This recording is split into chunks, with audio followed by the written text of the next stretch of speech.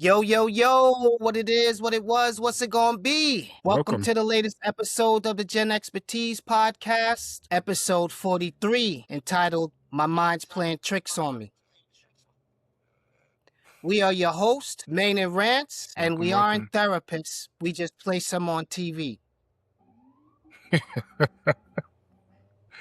Right. What up, dogs? What up, what up, what up? Good, man. How's everything going, yo? Everything's good, man. No complaints, man. We got a little heat over here in the NYC. At the time of this release, actually, but at the time of this taping, we are up 2-0 on those San Antonio Spurs. So it's Tim Boots over Cowboy Boots, And yo. the city is still standing.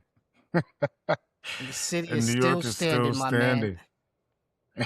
That's right. That's right. Have you So seen? hopefully, if I know we're lucky, you've seen it, but I've only seen video. Have you seen the videos of the people outside outside the garden and outside the parks and just everywhere throughout the city? Even though the game is in San Antonio, it felt like the game might as well have been like at the garden, the way yeah, people were out in the street. yeah, Yeah, yeah, man. I don't It's recall ever crazy. seeing anything like this, man. Yeah, Yeah, it's really this might crazy. be literally a once in a lifetime situation, bro. It's like Haley's Comet or Yeah, something. man. I don't know what is going on, but Crazy. no, New it's it's York, it's they're good to see flying though. all out. Yeah, man. So we're up 2-0, and at the time this comes out, since we drop every Wednesday, if we're lucky, by the time this episode is over and it's Thursday, we would have won the NBA championship. If we're lucky, that's if we get the sweep, you know? Oh yeah, that would be crazy. By the time this comes out, that would Yeah, be that would be crazy. That would be something. we'd That be would be on the something sweep, else. or we'd be up 3-1. Hopefully, we'll be up 3-1 at the very, very least. But best case scenario, the brooms come out. Right. You know? That would be insane too. Yeah. Yeah, I don't know straight what's up and gonna down, happen with New straight up and York down. if Dog, it's gonna like I don't even know, man. You can't even predict it. It's gonna be so absurd. It's gonna be yeah, I was insane, joking with son. somebody.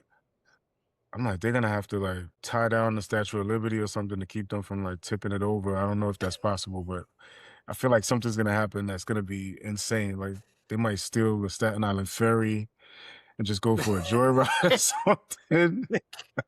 I could just see something really, really out of the ordinary happening. What do they say? It's gonna be a vibe.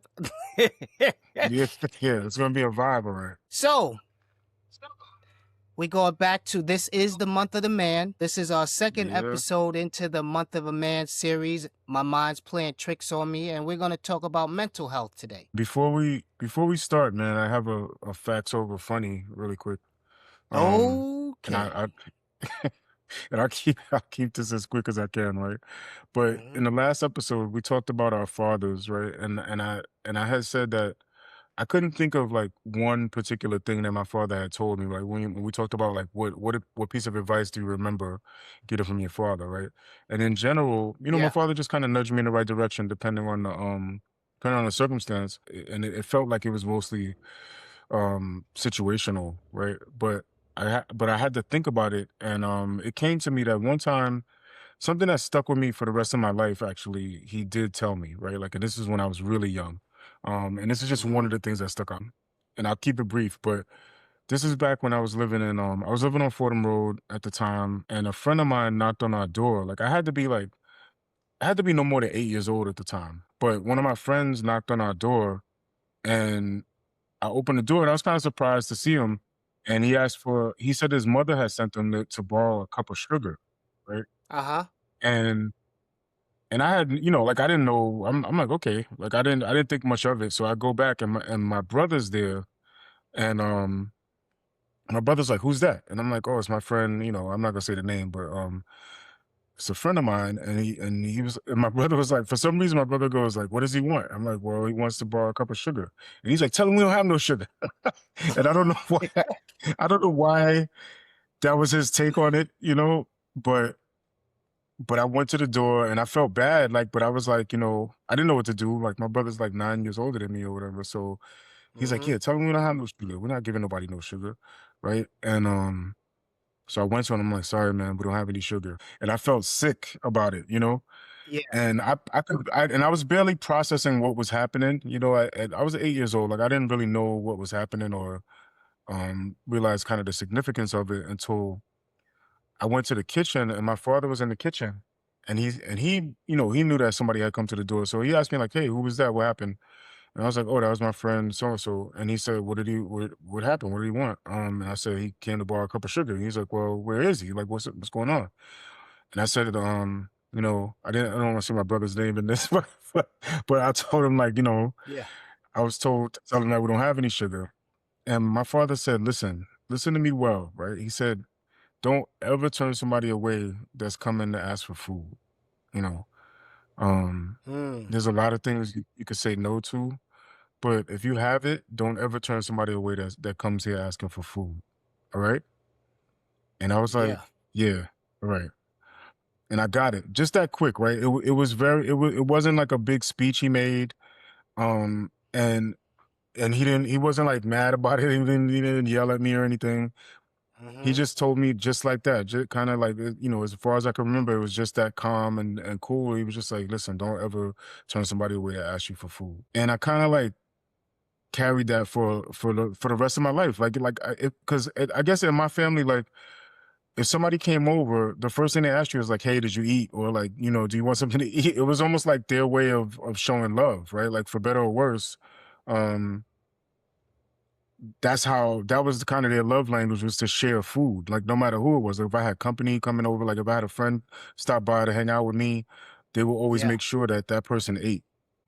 Um, so that's just something that was just one thing, man. Like I'm sure, like I said, there's probably many others, but I just wanted to correct that because that has stuck with me for so long, and I forgot about it at the time that we were having a conversation.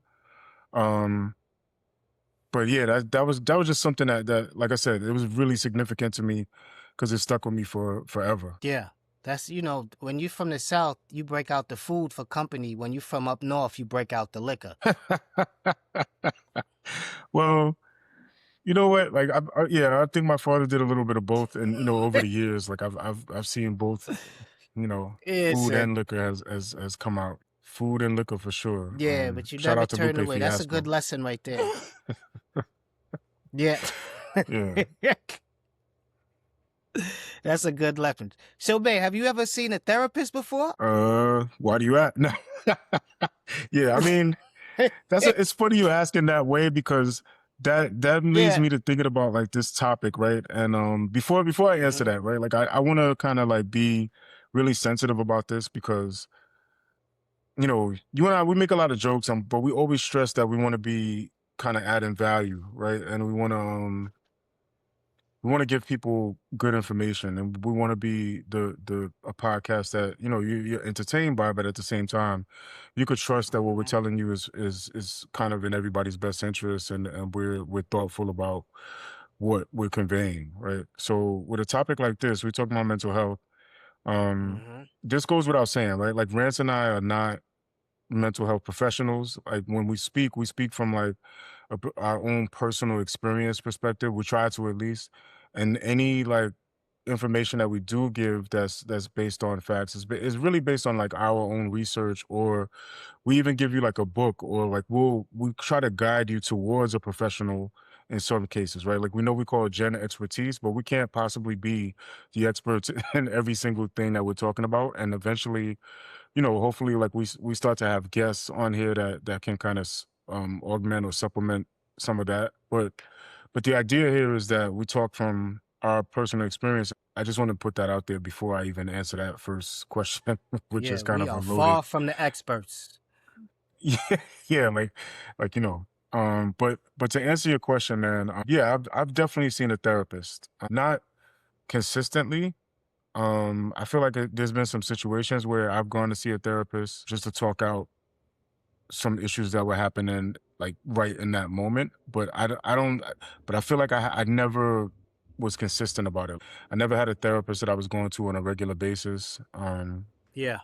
And the more like I think about this, I'm like, maybe I should have been, you know, like maybe for at some periods of my life at least, there were times where I should have talked to somebody and it would have made things a lot clearer for me.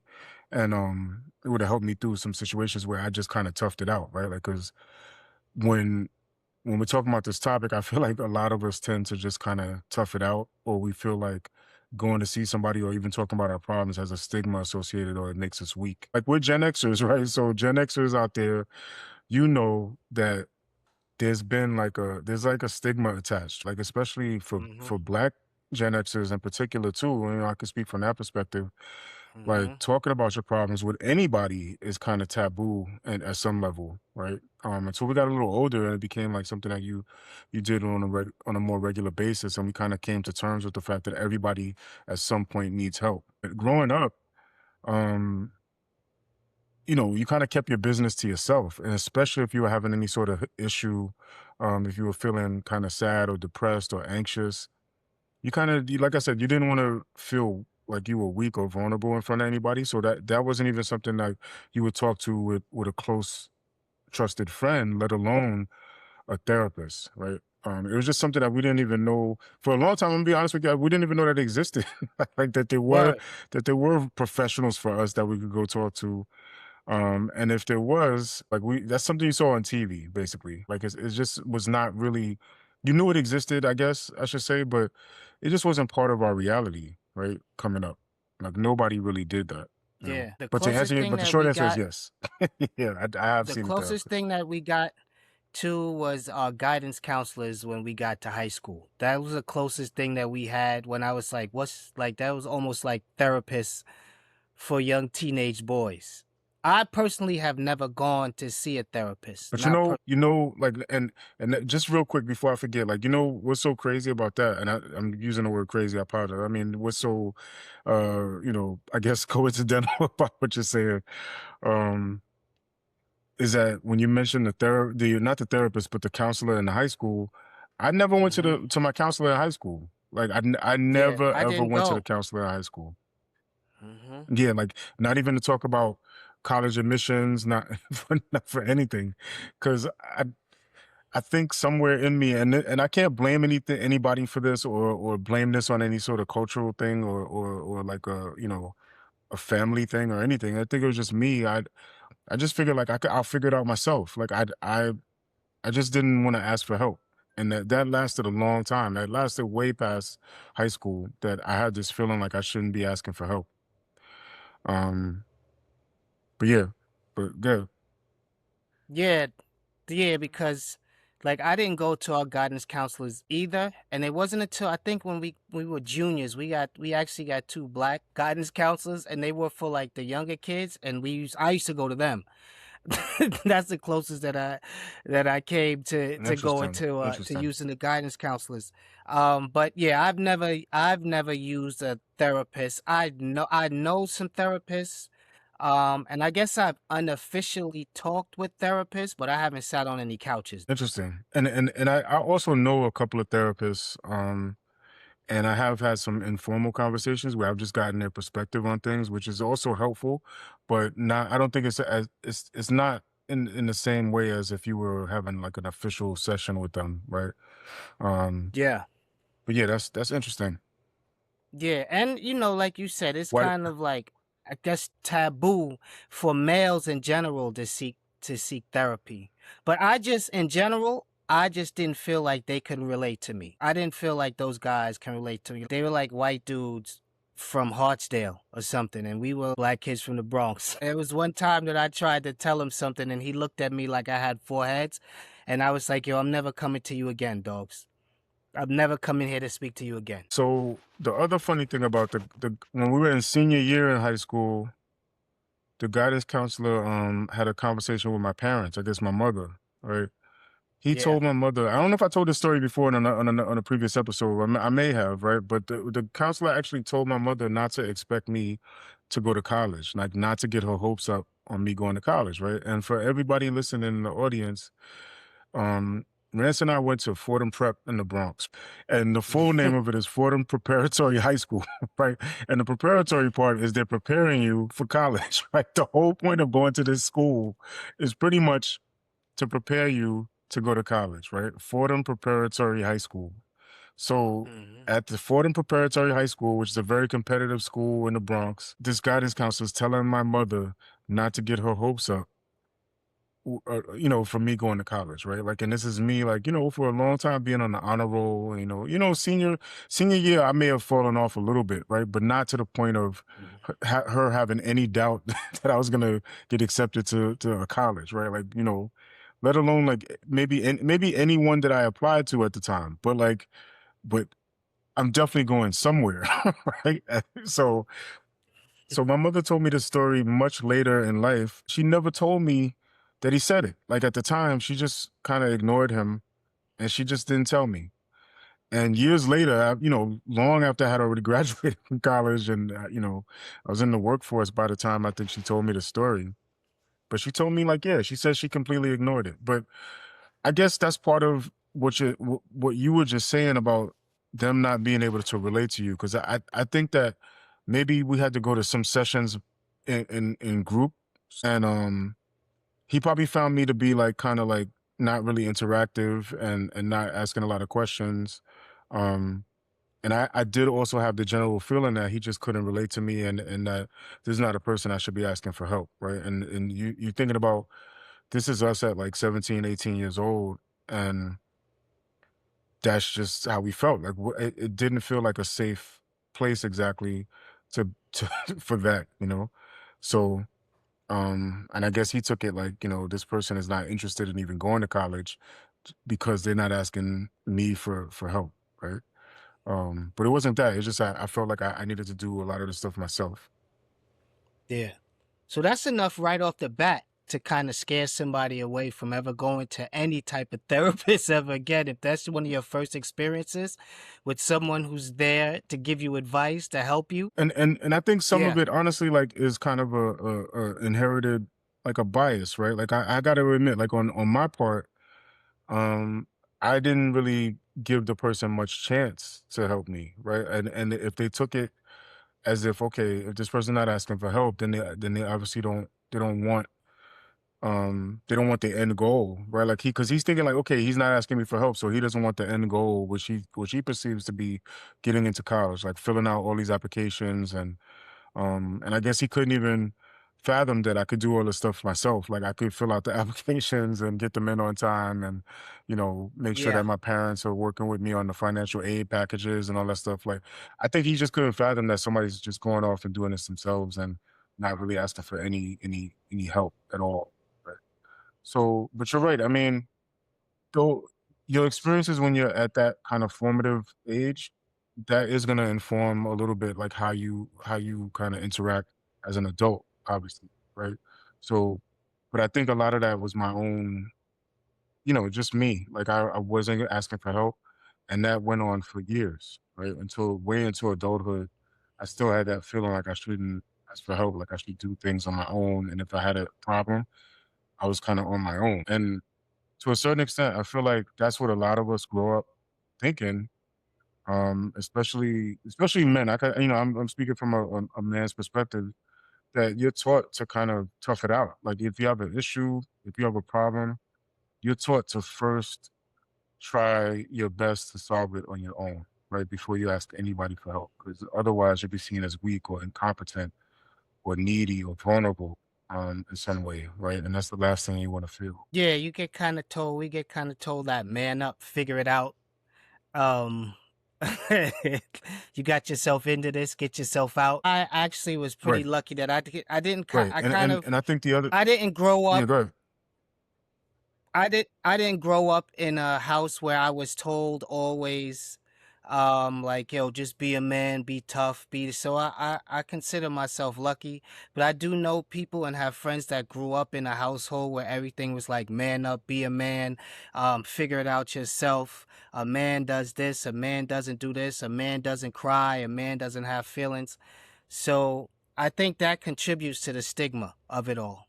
Yeah, and I think also I feel like society does give you the message that nobody really cares about your problem, right? Like, even if you have Yeah. an issue, nobody wants to hear you whining about your issue, so to speak, right? Like, everybody has problems. And especially for a man, the expectation is that you can shoulder it and that you can kind of march on and tough it out, right? You can kind of be stoic about it if there is a problem that's bothering you. Like I said, that it feels like the message out there does come across that nobody's gonna care even if you were to ask for help. Like nobody's gonna be concerned enough to help, Hmm. or be able to help, right? Because everybody's kind of dealing with their own burden, right? And especially kind of in the place that we grew up, man. Like I kind of like, I feel like I'm saying this a lot sometimes in our episodes, but it it feels like it's still very relevant, right? Like the area that we grew up in, the Bronx, is one of those areas where people are dealing with all sorts of variety of issues in terms of like just socioeconomic plight, basically, and there's varying degrees of it. Some people are doing well, but the people that aren't doing well are really doing pretty bad, you know. Yeah. So in an environment like that, it's important that you kind of learn to stand on your own 2 feet and not seem like you're weak or vulnerable in any way, right? Like so, and those messages are conveyed to you. They're conveyed to you quite a bit, in verbal and nonverbal cues. You know better than to be perceived as weak or vulnerable in those places, because there's literally a consequence that can happen if you are, right? So Hmm. so I think that contributes to it too, man. Especially when you're from places that are kind of socioeconomically disadvantaged, um, you kind of are even more likely to not be out there asking for help or telling people that you have anxiety or you feel depressed or you're feeling sad today, right? Because not only Hmm. don't people really have time to care about that, you could wind up being kind of victimized as a result of something like that sometimes. Yeah, and I saw a figure that I looked up and it said 10 to 17% of adult men seek counseling or therapy. Only 10 to 17% of us. And that's like Right. all men. That's not any specific race or anything. That's just all men in general. Um and and I find that to be kind of alarming. Like as I said earlier, I haven't physically myself sat on the couch of a therapist and conveyed any troubles or problems that I have. But it's not, I don't think that I wouldn't. I think that if I needed to, that I feel comfortable enough that I can. But I also think that it Right. would have to be someone that I feel is relatable to me. Like I don't know if I would feel comfortable sitting on a going to therapy. I think it would have to be a man. And then what I also found out is that like there's a shortage of male therapists. Right. Right. So let me ask you this, like, I guess as much as you want to answer this, but do you feel like you've ever needed a therapist? Like I know you're saying right now that you've never gone to one, you never sat on the couch, so to speak. But do you feel like at any point in your life when you look back on things, do you say to yourself, man, I could have used a therapist at that point, or I should have actually gone to seek help somehow? Even if it wasn't like official therapy on your health plan, right? But have you ever Yeah. felt like you dealt with something on your own that you would have been a lot better off if you had a conversation with somebody or you sought out some sort of help? Oh, absolutely. I had a case of PTSD. So I have a story. I'll tell you a story. I wasn't even thinking about this, but I lost one of my brothers about maybe going on 11 years now to an accident. He was Uh-huh. a victim of a hit and run. And the way that I found out when I was down in North Carolina, because I'm the only one of my siblings that's up here, everyone's down in North Carolina. So the way I found out was getting awakened at 6 a.m. in the morning with one of our other brothers, like almost kicking my door open to tell me like what had happened to our brother. And for about probably 5 to 7 years after this, any Uh-huh. loud noise, car backfiring, doors slamming, I would jump. And Uh, I would always go back to that day and that moment of me in the bed, like with the door busting open. So it would like totally like just take me back to that. I'd be sitting in that spot with just reliving the moment. So any loud, sharp noise, bangs, anything, it jacked me up for like 7 years, bro. And it wasn't until like I didn't officially sit on the couch, but I did talk to someone and they were saying like, "Yo, you have that's PTSD." They- right. it was like that's PTSD. Right. So yeah, I wasn't needed. I probably would have talked to that person. I was kind of coming out of it by then, but if that person would have told me that maybe 4 or 5 years earlier, I would have definitely laid on somebody's couch, bro. Yeah, that's yeah, and that's an interesting story, man. And you know, I'm sorry that you went through that and that Yeah. happened in that way. But it's probably similar to a lot of people's situation where they should have maybe gotten help but didn't, Yeah. right? For a lot of different reasons. Because one, you kind of go undiagnosed because you feel like you're handling it, right? Like, okay, like every time I hear this loud noise, I might kind of jump, but I Mhm. kind of get over it and I'm good. Like, and I feel like that happens to a lot of us where we feel like because we're coping with it and because it's not ruining our lives that we're fine, right? That's the other part of it, not just the stigma of seeking help, but just the Mhm. idea that we just don't know. We don't have the vocabulary sometimes and we don't have the experience and we're not talking to each other enough about how we're feeling to know that okay, this is not normal or this has been going on for too long, right? Like it's normal to be sad, right? Like if something happens, yeah, you're going to be sad. But if you're sad for like a year, you know, Mhm. that is not normal, right? Like if you're sad every day for 6 months, then maybe that's the time where you should go seek some help. You should talk to a professional at that point, right? Like if because it's one thing to have slight anxiety where you feel nervous or something like that, but to have it in every situation or to have it in situations where you know that it's not exactly rational. Like there's nothing that's going to happen to you when you go to this particular place or when you interact with these particular people, but you still Mhm. get this feeling that you can only describe as anxious. That may be a time where you should go seek professional help, right? Like you should talk to somebody if you're having what seems normal, but you're having these feelings for especially for an ongoing period of time, right? Yeah. Um, so yeah, I mean, it's definitely something I could relate to, man. That I've dealt with, where like certain situations have come up where I know in retrospect that I could have used help. Right? I've talked to therapists, but like I said, I've never been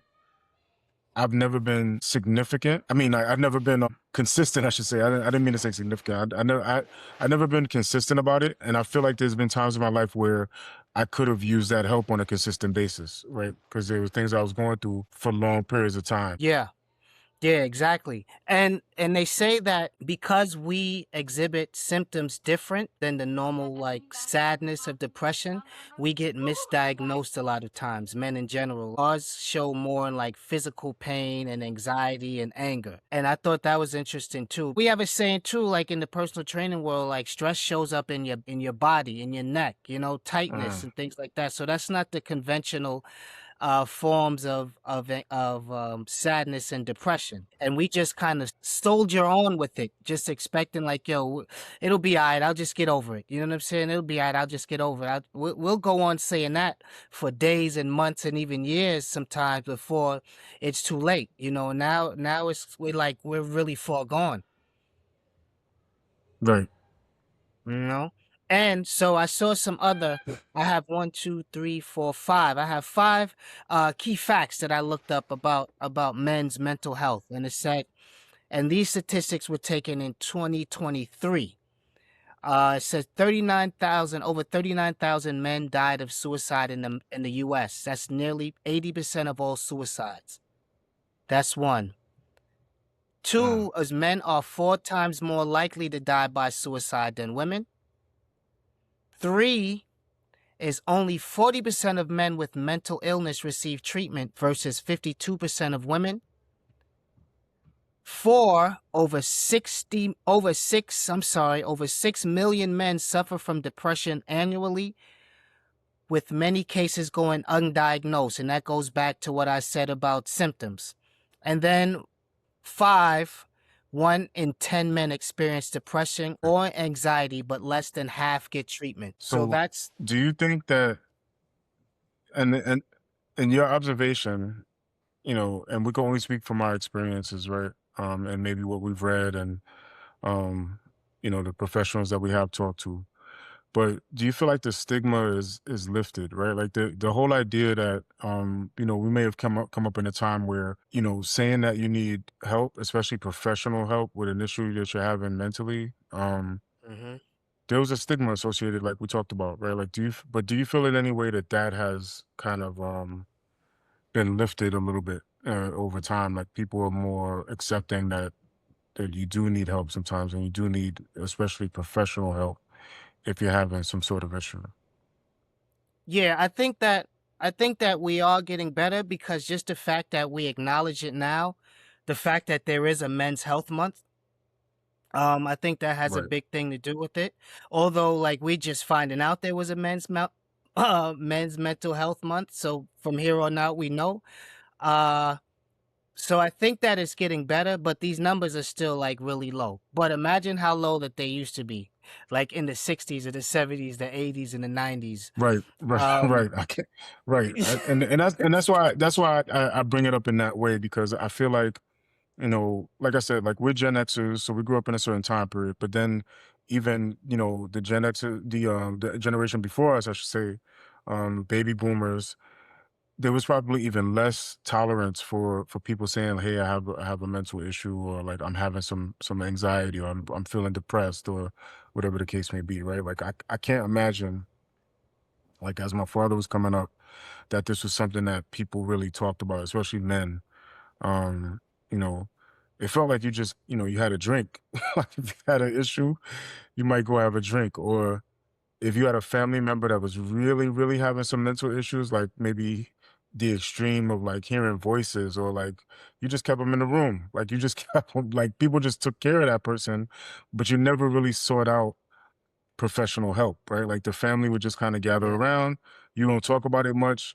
Um, and you just take care of the person, right? But you don't take care of the yeah, person in the way that they probably need, because the truth is that you're avoiding the professional help, or you don't know that there's professional help, or there's a stigma associated with it where you just don't want people in your business, right? Because it feels like there's a culture of just not let you don't want everybody to know that there's some issue going on in your house. So I feel like a lot of people suffer from that as a family and as individuals that could use the help. Sometimes you get sheltered by people that are just trying to protect just trying to protect the family from the stigma, and protect them from the kind of like the nosy neighbors, or the or the peering eyes. Um so yeah. yeah, I feel like that still goes on, but I'm sure that it went on a lot more, when we were coming up, and especially when our parents were coming up. Yeah, it's like, remember Soul Food? It was the uncle that they kept upstairs in the attic, Yes. like the whole movie. Yes, That yes, exactly. Exactly. Something like that, right? Like where you know that you have a family member that has some issue, right? But the family just kind of rallies around that person, takes care of them, make sure that they're fed and they're clean and they're taken care of. They have a place to yeah, stay, they get room and board. But nobody really takes that extra step to make sure that they're getting professional help, because either they don't know any better, or it's just something right. that like just traditionally you keep that home. Like you keep all those issues private. Like whether it's a mental health issue, whether it's a relationship issue, people just keep things private, from the smallest thing to the most extreme. I think that was just part of the culture, is just to keep your business in the house, right? Yeah. Keep your business how they would just say, oh, they just thick headed. That's all. They be all right. They just thick headed. Yeah, yeah, yeah, yeah. They would just kind of make up something as if the person is completely responsible for their condition, right? Like Yeah. without thinking to that the person could use some professional help, or maybe all they needed was medication, or maybe they needed a professional to evaluate them, something like that, right? So yeah, I feel like that comes into play sometimes, where just out of a kind of a protective nature, you kind of shielding a person too much, you shielding them from what they actually need. Yeah. Let me ask you a question. Would you feel more comfortable going to a male therapist or a female therapist, or does it not even matter to you? Um, I guess all things considered, I would probably feel more comfortable going to a male therapist. Like I've spoken to a female therapist before. Yeah. but I think that, like you said, like it goes back to kind of being in a space where the person can relate to you. And I guess, a male is going to be able to relate to me a lot more, right? Yeah. And I feel like, women bring a really valuable perspective. I don't want to, I want to make sure that that's clear, but it feels like as a man, if you go to a man, there's going to be things that they can relate to really directly, or they have experience with, that's really similar to yours, most likely, Hmm. that they can at least, they can really like kind of understand you a little better, I think. So I feel like like if I had to go consistently, I Yeah. probably want a man, and not for any other reason than that, right? Like that I'm a man, and I feel like that person's gonna understand me a little better, and there's gonna be things that we both relate to that a woman may not be as understanding about. Yeah, I would prefer personally like to go to a man. And I asked a few people because I asked a few people beforehand, like what Uh-huh. would they prefer? And the men all said that they would prefer to go to a man. And almost the exact same answers were because they feel like you can really let your guard down around another man. And it takes another man to tell you, like, look, man, this is a safe place, dogs. I know what you go through. You can let your guard down here. This is a judgment free zone where they feel like if they go to a woman, sometimes they may feel judged, even though it's their job not to judge you. It's just hard to not to feel like you're not being a man in a certain situation around a woman. And that's what I thought that was interesting. The few people that I asked, and they told me that, and I never really thought about it in that manner, but I can Right. see how they would think that because I always joke with my wife, and I always say like, every woman said it's all right for a man to cry until you see a man crying in front of you and blubbering in front of you. You know that it's a little different than what you thought. It's different than in the movies. You know what I'm saying? Yeah. You Yeah. know, it's No, it's a little different in the you're right. movies. You're right, and Uh-huh. I think that a lot of men might be hesitant to even, like you said, like let their guard down and to be completely honest if their therapist is a woman, right? I don't Mhm. know that they would get as much as they need to get out of it because they're not providing what they're supposed to be providing, which is the truth, which is kind Yeah. of like transparency and like you said, just letting your guard down, right? Like you have to let your guard down. You got to be truthful if you are to get like 100% of what the therapy can give you, right? Mhm. So yeah, it's an important point, man. And it has nothing to do with their ability or their knowledge or anything like that. Their education and their qualifications are irrelevant, I think, in that case. But it's just Yeah. about even like the way a man's gonna interact and feel comfortable. And I feel like the same would be I don't know this for a fact, but I feel like the same would be true for a woman, right? Like if a woman's Mhm. seeking a therapist, she probably would be more likely to seek out another woman for all the same reasons, right? Because she could let her guard down, she could feel safe, and she could feel like she's talking to somebody that could possibly relate to the way she's feeling, right? Because it's another woman, Mhm. right? So yeah, I feel like that's a fair, it's a fair point. Um, and really the point is if you're seeking help is to be able to let your guard down and to be able to tell somebody in a safe space how you're actually feeling and get real feedback and get the most helpful advice that you can, right? Yeah. It's like last week I talked about having to be out I think it was last week when I talked about being out with the family and then we're in like sensory mode. Right, right. Right.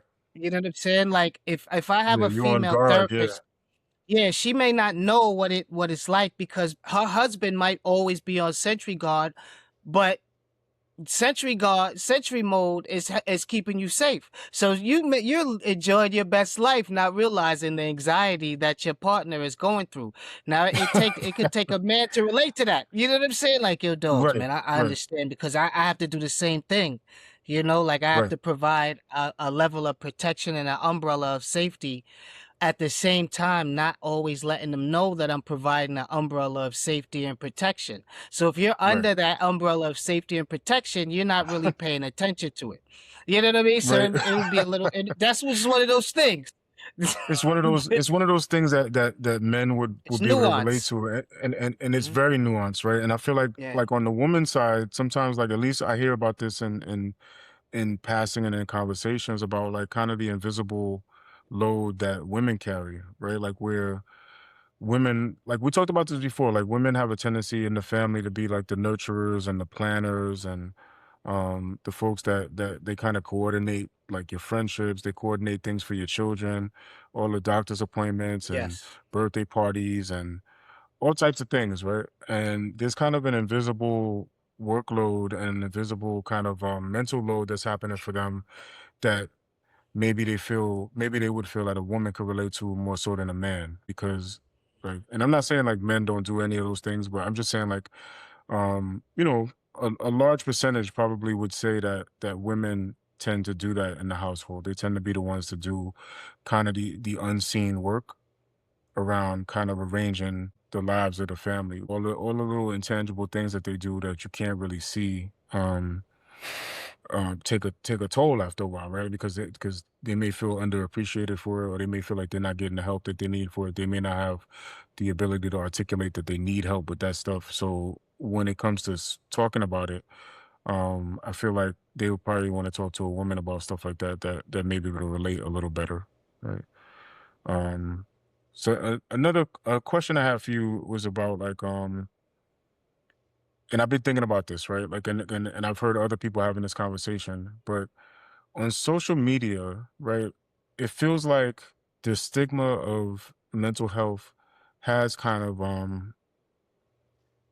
it has kind of broken down, right? Like the stigma has kind of gone away to a certain extent, right? Like or it's not as stigmatized. So I feel like as a result, though, the conversation is more open and you're getting like this influx of language and vocabulary around mental health, right? Like, and I feel like that's bringing out folks that are just throwing words out there sometimes. And I wanted to know what you thought of this because sometimes you hear words that we just didn't use coming up, right? Like, and it feels like because of the way that information travels, you get these words that start to become part of your vocabulary, and for better or worse, they become a way that people I feel are starting to self-diagnose, right? Like, so Yeah. one of them is like narcissism. I hear Mhm. I hear that quite a bit, right? Like people accuse each other of being narcissists, or somebody might accuse their partner of being a narcissist without really having like the textbook definition for that, right? Like, or not, or without even consulting with a professional. They might say that because your husband's selfish, does that mean he's a narcissist? Or because your Yeah. wife is really trying to take care of herself and she's focused on how she feels and her needs, does that make her a narcissist? And for me, the answer is I wouldn't know. Like I'm not I'm not sure. But Yeah. the word is kind of easy to throw out there as some sort of self-diagnosis or to kind of pin that to somebody, right? Like because it makes you feel good that you have this vocabulary now. And people might throw around like something like anxiety. You feel a little nervous when you're going on a job interview, or you feel a little nervous before you go to a party. Does that count as real anxiety? And the answer again is I'm not a professional and I don't know. And Yeah. but I feel like a lot of times people are using these terms and they're also not a professional. They're also not seeking out a professional to help with anything like that. So we're using these terms, right? Or something like depression to me is like really something that we shouldn't be kind of throwing around lightly, but we should be focused on and to a certain extent because like you said, like you brought up the statistics on suicide. Child suicide is up, to be honest with you. Yeah. And so that's something that we shouldn't take lightly, but we also shouldn't be throwing that word around lightly because a lot of us don't have the textbook definition for this, right? But because feeling sad one time because something really bad happened seems normal, but feeling sad to me over a long period of time, maybe that's the point at which you should seek professional help, right? But Mhm. what do you think about the idea that sometimes we get in this vocabulary because information is traveling so fast that we're self-diagnosing or we're overusing these terms that a lot of us, including myself, we don't even know really how to apply them, right? Like we don't know whether Yeah. they apply or not. I talked about this earlier too. Yo, that daggone WebMD, son. Like you go on WebMD with a Yeah. hangnail, and then you go on there and you self-diagnose yourself with pancreatic cancer. You know what I'm saying?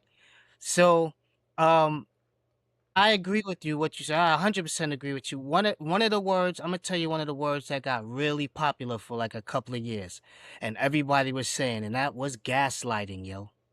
Gaslighting, yes. Oh my gosh. Gaslighting. Yeah, that's another one that Gaslighting, just like gaslighting. blew up on it went platinum on the internet, and Son, now it went everybody's diamond. gaslighting. Yeah, gaslighting. Everybody's gaslighting everybody, right? Without Everybody's even always knowing. gaslighting. They don't even know And really now that what you it is. mention It's it, gaslighting. You know? So you're right. You yeah, get these words it's that yeah, people it's that one of we those hold on things. to. Yeah, that we Yeah, hold on to. And I joked at the beginning with us saying like we're not therapists, we just play one on TV. But right, we're getting a lot of this like, yo, we're not really professionals, but we play one on social media. right. There's a lot of that going on, like with the Yeah. podcasters and Mm-hmm. not to knock anybody, right? Because we're podcasting, I guess we're podcasters, Yes. quote Yes, unquote, we right? are. But at the end, but at the end of the day, um, it's true. Like with the and that to me, that's part of like the what I used to call the democratization of media, right? Like where anybody can get on a mic, anybody can have a platform, or, whether it's big or small. We all have this ability to get on the mic and start to talk about these things, but I feel like sometimes it's done in like a reckless way, especially if you're not a professional. Like we're on here saying like, hey, we're not professionals. We're talking from our own experience, and we're talking from maybe like, we'll give you references and sources that you can go to and Yeah. get the real deal professional opinion, right? But I think there's been a double-edged sword that's been created by kind of this democratization of like information seeking and information sharing, um in that maybe you needed the vocabulary, right? Like maybe this vocabulary is helpful to a certain extent. Maybe if I go to my therapist and I say, hey, I suspect that I'm suffering from, anxiety, right? And then they could say, like, Mm-hmm. oh, really? Tell me more, right? And I could be right about it. I could be like, they could be like, wow, you've been suffering from this type of feeling for 6 months or more, or like 2 years or years you've been feeling like this. Yeah, it sounds like you are dealing with some anxiety. Tell me more, right? Like Mm-hmm. maybe to a certain extent, if you are willing to go seek a professional, maybe that vocabulary is opening the door to a better understanding, right? Because a good therapist is going to listen to the patient, and like any doctor, like the doctor wants to know why you're there, right? Like if you say, "Hey, my stomach's been hurting or my back's been hurting," I feel like there's a little bit of that in it, right? Like, so if I go to a therapist and they ask me, like, hey, why are you here? What would you like to talk about? And I say, hey, I've been feeling pretty sad. I think I might be suffering from depression because I've been feeling sad for the past year, and I can't seem to shake it. Then maybe that opens the door to a conversation. So I do feel like it's a double-edged sword, like I said, like where some people are using it to either self-diagnose or kind of pin that to some behavior that they just don't like in their friends or their family. Um, Mm-hmm. but I do feel like it could be helpful if it's used in the right way, right? But I feel like at the end of the day, these things should be things that you consult with a professional about, right? Like I'm not gonna go Yeah. to my friends and be like, "Hey, I've been having this problem in my back. Do you think it's sciatica, or do you do you think I slipped a disc?" Like I'm not just gonna ask my friends online, "Hey, Mm-hmm. like what do you think of these symptoms?" I'm gonna I'm gonna go to my doctor and talk to a professional if I really feel like I'm having a problem that's consistent and that's significant enough. Yeah, that's a great point because I feel like it's a good starting point. Like we're getting lazy. We get lazy. Like social media is kind of making us lazy with the self-diagnosis instead of using it as for good instead of for evil. Like just to see something and then to go and then seek out a therapist and ask them like, I kind of feel this. Do you think this may be this? And then the therapist can tell you like, yes, that's exactly what you're feeling, or no, you bugging all the way out. This is stop watching influencers and stuff like that. You know what I mean? Yeah, So I think exactly. it's But a good yeah, that's launch exactly it's what a I good mean. launch pad. Yeah, yeah, so That's exactly what I that's mean. a great Yeah, that's what point. I mean. Mhm. Yeah, exactly. Yeah, So I have a that's book. a fantastic point. Oh, okay, son. You know how we do. So I have a book, right? Oh, mhm. I have a book. It's called The Unapologetic Guide to Black Mental Health, and it's written by Oh. Dr. Rita Walker, PhD psychologist. Right? I don't know if you guys can see this. I don't want the light to blur this, Now but we can see it. It's good. um, Hmm. The Unapologetic Guide to Black Mental Health, right? And it's written by Hmm. Dr. Rita Walker, right? And I've been reading this book, and I've also I've watched a couple of interviews with Dr. Walker, and if you notice, like the in the title of the book is the unapologetic guide to Black mental health, right? You know, in her interviews, she talks a lot, and even in the book too, she talks a lot about why the book is even named the way it is, right? Because, and I think it's, you know, what I'm gathering is that it's in large part for because of some of the reasons that we talked about, right? Like, kind of coming up the way Black people do, and especially in the United States, like we have a shared experience that is kind of unique to us, right? And when we talk about that unique experience, you also talk about issues that come up as a result that are also unique. She talks about stuff, you know, in the workplace, like Black people are dealing with maybe microaggressions, right? She talks about even the need to kind of fit in um, is something that we have to work at on a regular basis more so than other people might have to, right? Like this idea of having to kind of assimilate or to kind of code switch, you know, depending on where you are. Yeah. That's a mental load, right? Like like the idea that you don't fit in as yourself, and that you kind of have to make adjustments to kind of your foundational self, is a mental load that she said that a lot of us kind of take for granted, and we're just doing it kind of on autopilot, not even realizing that it takes its toll after a while. Like if you're doing that like 5 6 days a week, for the better part of your day, it is something that could take its toll on you, especially if even in doing that, you're not really getting the results that should actually yield, right? She talks about her own journey and becoming like a tenured professor, and being denied that for a long time and having to kind of come to terms with that, right? But the other reason, like I bring up this book and I bring up Rita Walker, not only because it's an excellent book, and she even says that like anyone can benefit from the advice that she's giving in the book, but she's really focused on Black mental health because she's Black and she feels like it's needed. And she said she's saying that for a long time that has not been a focus, and there's not been a lot of resources that Black people can like kind of read in language that is relatable, very easily understandable. She's not talking a lot of you know, professional terminology. She's using plain language to talk about real situations that Black people might be able to relate to and find themselves in, actually, right? um but one of the big things, the big takeaways that I got from the book so far is that, something like we talked about the stigma of even talking about mental health and how Black people especially can kind of overcome that, right? She said that her one of her suggestions, I should say, is that we stop saying mental health, right? Mm-hmm. And that might seem counterintuitive at first, but she's saying that we should replace mental health with psychological fortitude, right? Oh, I like that. PF, right? And in the book, yeah, yeah, right. So she compares it to SPF, right? Like where you have that sun protection factor, um, where you can kind of give a Uh-huh. number to SPF, and you know by that number like how long you can go before you have to reapply it, right?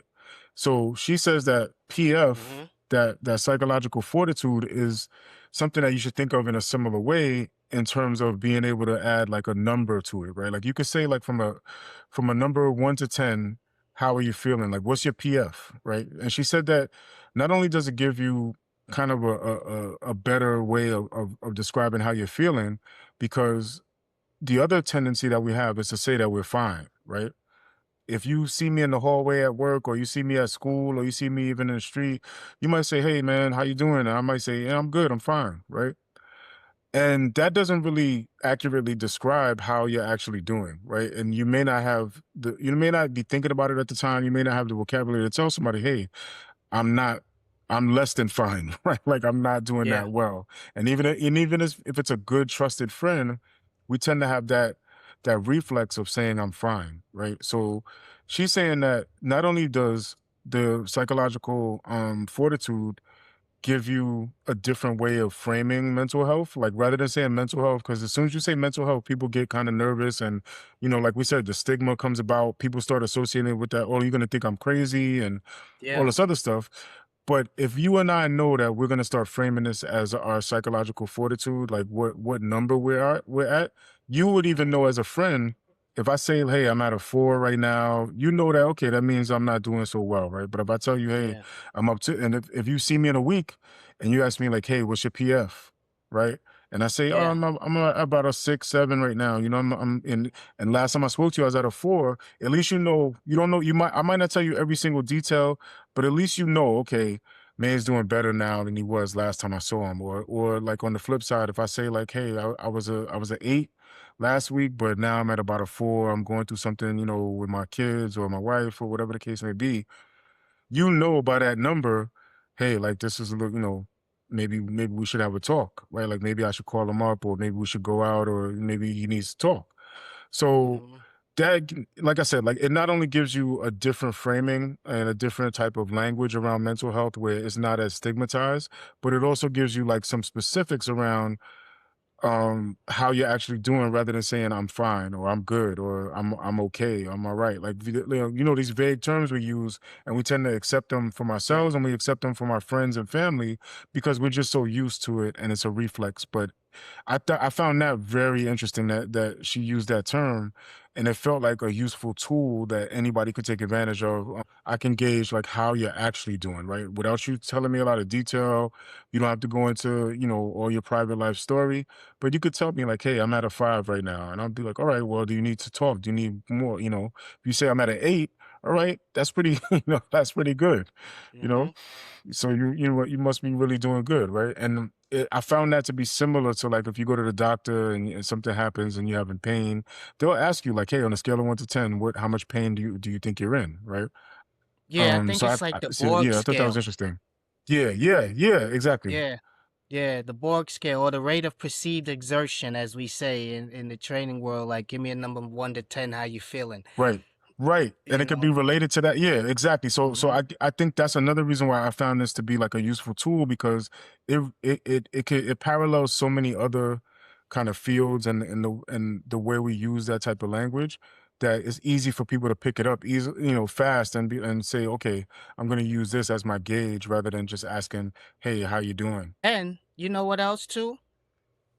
There's definitely opportunity out there, because mental health is turning into the new gaslight. But there's opportunity out there also for males to study to become therapists and psychologists. There's a demand. There is a demand out there for men to help men. And this is the Right. month of the man. You know what I'm saying? So that's Main and Reds are here to help out, because I also have some stats. I have so 20 to 25% of therapists are males, although 50% are Mm, psychiatrists, 30 to 35% psychologists are males, and 15 to 25% of master's level therapists are males. So there's a need. right. There's definitely a big need out there for men to help men. And I have a movie. Okay. And I have a movie. What's the movie? This is one of my favorite male bonding movies, like Therapist and Male, Good Will Hunting, son.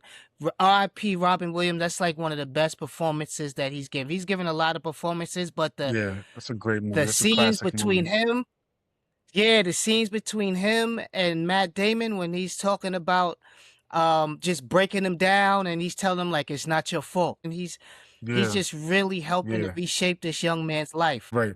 Yeah, that's a classic. Yeah, that's up there with one of my favorites, I guess. I haven't thought about that movie in a long time, but when I do think Yeah, about it, it's man. a really well done movie. Yeah, Yeah. and Robin That Williams was dynamic awesome in between that. those two. Yeah, man. That dynamic Yeah. between those two was just fantastic, because also, and this what goes back to me saying about like relatable. So Robin Williams, he was like from the town. He was a Boston dude, you know? Uh-huh. So just when Matt Damon thought he was soft, he had to tell him like, "Yo, I'll end you, son. I'll break don't do you know what I mean? Mind your manners, son." You know, he fell in line real quick after that, because he thought, "Oh, this egghead dude's in here. What does he know about anything?" And then he told him like all of the problems in his life with his wife and stuff. And he was like, "Look, man, don't you ever mention my wife again, else I will end you." So that's why male therapists matter, Yeah. son. Yeah, because they can straighten you out real quick in a way that you can relate to. Yeah. No, but Uh-huh. that's a good one, man. That's a good example for anybody that hasn't seen Good Will Hunting. Highly recommend. Like that is a classic film, and it does talk about it does speak to the like kind of the relationship between this therapist and this young man played by Matt Damon. I'm not gonna give away anything about the movie, but Mhm. definitely highly recommend. Like it's a movie that'll definitely kind of move you. And it does kind of give you a good example of why it's really helpful to be able to talk to somebody about your issues and especially somebody that you can relate to. It's extremely important. Yeah. Yo, I have a question for you. Yeah, go ahead, shoot. What's the last movie that you watched that made you cry? um, Transformers the movie when Optimus Prime got killed when Oh, we were like 10, 11 years old. Nah, that was a long time ago. son, it's the 40-year I'm trying to anniversary. It's think, coming man. back out in movie theaters. It is. It Yeah. is. It is the 40th anniversary. Hmm. But no, I'm trying to think, man, because you know, the funny thing, man, with me, like I don't cry much, but when it comes to movies, I cry pretty easily. Yeah. Because sometimes I'm sitting at home by myself watching movies, and I definitely cry. Like if nobody's around, I definitely let Yes. it go. But I'm trying to think, when's the last time I actually cried, man? There's been so many, man. Um, You know what movie made me cry a little bit? Like, and this is gonna be surprising. It's a movie, F1 with Oh, with Brad Pitt? Damson Idris and Brad Pitt. Yeah, yeah. When when he wins, well, I don't want to give away the end, but Yeah. the they go through a lot as a team. There's a lot of trials and tribulations between him and Damson Idris, um, his character. And there's kind of a big finale in that movie that's Yeah. really touching, man. And the thing with me, like I'm not a big like sports fanatic, but for some reason sports movies like really move Yo, me. Like when the character is going through something and there's a story behind it and they finally kind of reach their goal, or even if they don't reach their goal, like the effort that I see being put in or the emotional toll it takes, like that always moves me for some reason. So I cried a little bit like at the end of that. At the end, at the end of that movie. That's the last time I can remember watching a yeah. movie and kind of tearing up. Like it wasn't like a bawling cry, like an ugly cry, but it was like a little tear kind Little of Demi Moore ghost that joint. dropped out. Yeah, a little single tear, you Yo, know. sports movies always make me cry. I'm not gonna front. Man, Yeah, I'm there's shameless something about it, moving son. about it. I'm shameless about it, yo. I Yeah, will cry to Rudy, it moves me. Hoosiers. But I tell you, I can't remember, Yeah, the movies, um, Armageddon. Every time I watch Armageddon, that makes me cry. The scene with Bruce Willis and Ben Affleck, that makes me cry. But I'm gonna tell you a TV show. I had to stop watching this TV show, bro, because I was crying like every this week. is us. Yo, yo, This is us. You didn't even have to tell me. I was like, "This you is already us." know. I watch. Yo, Yeah, this because I is had to us. stop I watching don't that know who show, wrote. man. Yeah, I I was don't know crying who's every writing week. that or who was writing that. Yeah, like I watched that. You know what's crazy? Like, I think I was on leave from work. Like I was on paternity leave or finishing up paternity leave when I binge watched it, right? Because I just heard good things about it. I tried to watch it back to back on demand. Like I probably watched like 2 or 3 seasons of it back to back, right? Like just over and just like not stop.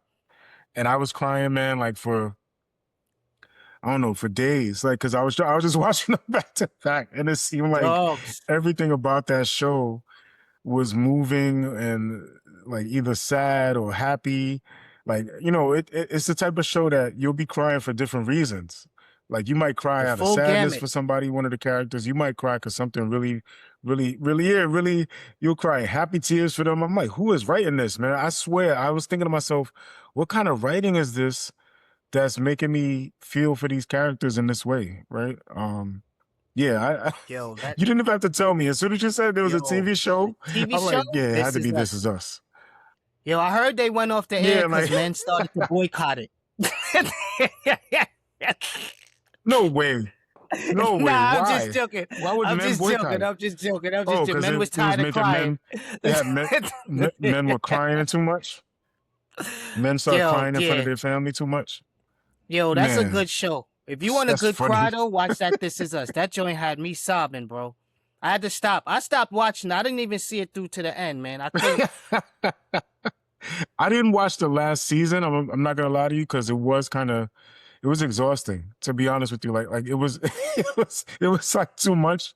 I never felt that way about a show before, but that last season I skipped it because I'm like, all right, I'll get back to it maybe one day. But like I said, I tried to binge watch a lot of it until I caught up with the more recent episodes that were coming out. But by the time it got to the last season, I just couldn't take it anymore. I'm like, I can't do this. Like I don't need to be crying over a TV show every week. It makes no Son, sense. It yeah, makes man. no That sense. yeah. So it's okay to cry, man. Especially on sports movies. That's my rule of thumb, man. I don't care. I'll cry in front of anybody over a good sports movie, especially a good underdog sports movie, son. Forget about it. Yeah, man. Rocky. You know what I mean? You had me at hello, yo.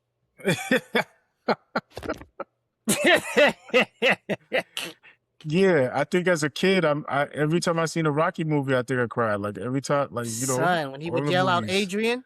when Apollo Creed gets killed, I'm like, oh man, Yeah, yeah, son. it's emotional, Tear man. jerkers, B. When he made the speech in front of Russia in Rocky 4, and he was like, Yeah, you know what? yeah, I remember that when he said that. Like I seen a lot of change in here. If I could Yeah. change, and you, we all could change. Everybody screaming. I'm like, yeah. Sylvester Stallone knows how to make you cry. Yeah, He he can write definitely, some tear jerkers, yo. yeah, he'll make you cry. But yeah, Yeah, bet. So you got anything else before we sign off? no, man. I think we covered it, man. I think that's it. Cool. Cool. But I just wanted to like one more time just recommend that people read this Unapologetic Guide to Black Mental Health by Rita Walker, PhD. It's helpful to everybody, even though in the title is saying Black, and she does focus quite a bit on Black mental health because she feels like that's kind of an underserved group, and that there's not enough information for people that have like kind of the unique challenges that Black people might find in their lives. But there's information and there's tips and tools in there that could be helpful to anyone, to be honest with you. So I recommend the book to anybody. Um, but yeah, that's all I have. Yeah. And, you know, since we are talking about mental health and suicide and such in this episode, it would be remiss for us to not mention there are places that you can go and people you can talk to. There's 988 Suicide, and there's the Crisis Lifeline, 911 therapists. If you're not alone. Talk to somebody. Don't be ashamed because it could save your life. Absolutely. And You know? and on that note, just one more thing, man. Like if there's kind of another side to this, right? Like there's the person that may feel like they're gonna be stigmatized or feel like they don't want to like kind of let their business out there or they feel uncomfortable. I think the other side of it is that when you're asked for help, you need to be open to it as well, right? Like that's something that we didn't really talk about much, but there's a flip side where you're the person that somebody might be reaching out to, right? Like you're not always Yes. the person that needs the help, but you might be the person that someone calls on, and it might be really subtle sometimes, right? Like you got to look for not only the outward kind of outcry for help, but sometimes you got to look for subtle things in your friends and family, like and ask them if they need help. Ask them if they've been thinking about, you know, what whether or not their life is as valuable anymore, or whether or not anybody cares. Sometimes you got to be the one that initiates it if you're seeing that, and then you especially have to like drop the stigmas if someone comes to you in earnest for help. Like if somebody's telling you, "Hey, I'm feeling depressed. Hey, I've been feeling sad lately." You got to be willing to listen, right? Like you may not be a professional, and you may want to guide them towards some professional help, but the first step is like actually the hard part is not stigmatizing and not judging and just being an ear and being the person that they can talk to. Be a safe space for somebody as well, right? Because that's really important too. Not just the person that needs the help, but really there's gonna be times in your life, and maybe if you're a Gen X and you're old enough, and then maybe not even that old, but like everybody could have dealt with this. But if you're a person that somebody feels safe enough to talk to, you got to really take that seriously too. You may not be a professional, but you can at least be that ear. You can hear them out, and you can help somebody get help, right? So I just want people to keep that in mind too. You might be the person that someone else needs. Word. Bars. Bars, as the kids say. So, this concludes our latest episode of the Gen Expertise Podcast, episode 43. Shout out to our now day 43s, our day ones, and everyone in between. And as usual, Absolutely. and as always, shout out to our day one, who just celebrated our anniversary of 26 years. Shout out to you and your missus. Yeah, absolutely. Absolutely. Shout out to him. Yes. And hopefully, by the time you hear this podcast, we'll be whooping up on them Spurs. And by the time you get to episode 44, Maine is going to have so much New York Knicks stuff plastered behind him. He's going to have probably a jacket, a t-shirt. He's going to have 3 mugs, a pennant. You know what I'm saying? And I'll be crying. I'm going to have like a little mock bandwagon on my desk. Absolutely. Absolutely. I will probably have a sweatshirt or a Scully or something. And before, real quick, but speaking of PTSD, I made a lot of my friends and people like, Rez, how come you don't wear a lot of Knicks gear? When we lost in 1994, I was so distraught that I made a vow that I will not wear a bunch of Knicks stuff or Knicks paraphernalia until we actually won a championship. So Wow. I'm going to go ham and cheese if we win this championship, bro. Yeah. It's going to be disgusting, son. But before we leave, you know what, man? Since we are prolific. That's right, my brother. We are prolific. We'll be back next week, same Gen X time, same Gen X place for our 3rd episode of our Month of the Man series. Because we are manly men, the manliest of all men.